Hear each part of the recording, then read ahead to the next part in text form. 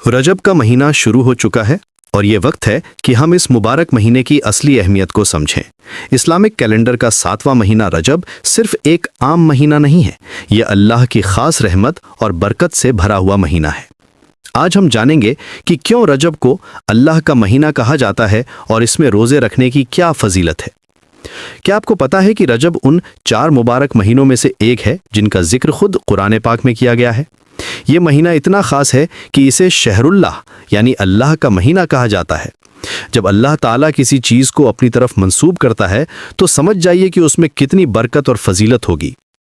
रजब का महीना हमारे लिए एक सुनहरा मौका है रमज़ान की तैयारी का, अपने दिल को साफ करने का और अल्लाह से नज़दीकी हासिल करने का। हज़रत मोहम्मद सल्लल्लाहु अलैहि वसल्लम ने रजब के रोज़ों की बहुत तारीफ़ फरमाई है।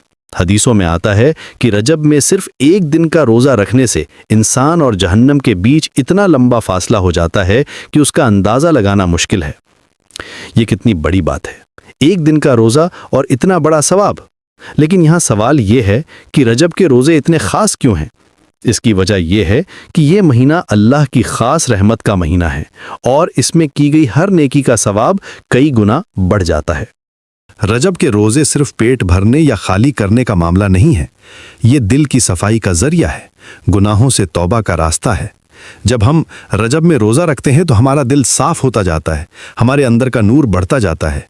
ये रोज़े हमें सब्र सिखाते हैं, हमारी इबादत में बरकत लाते हैं और सबसे बड़ी बात यह है कि ये आने वाले रमज़ान की बेहतरीन तैयारी का काम करते हैं। जैसे कोई खिलाड़ी बड़े मैच से पहले प्रैक्टिस करता है, वैसे ही रजब के रोज़े हमें रमज़ान के लिए तैयार करते हैं। ख़ास तौर पर रजब की पहली, 13वीं, 14वीं और 15वीं तारीख के रोज़ों की बहुत ज़्यादा फजीलत बयान की गई है। अगर आप पूरे महीने रोज़ा नहीं रख सकते तो कम से कम इन दिनों में रोज़ा रखने की कोशिश करिए। लेकिन यहाँ एक बात समझनी ज़रूरी है, ये कोई ज़बरदस्ती नहीं है। इस्लाम में हर काम आसानी के साथ किया जाता है। अगर आप सिर्फ कुछ दिन भी रोज़ा रख सकें तो वो भी अल्लाह की बारगाह में बहुत कीमती अमल है। अल्लाह ताला हमारी नीयत देखता है, हमारी कोशिश देखता है। रजब का महीना हमें बहुत कुछ सिखाता है। यह हमें सब्र सिखाता है। जब हम भूखे प्यासे रहते हैं तो हमारे अंदर सब्र की सिफत पैदा होती है। यह हमें इबादत की अहमियत सिखाता है।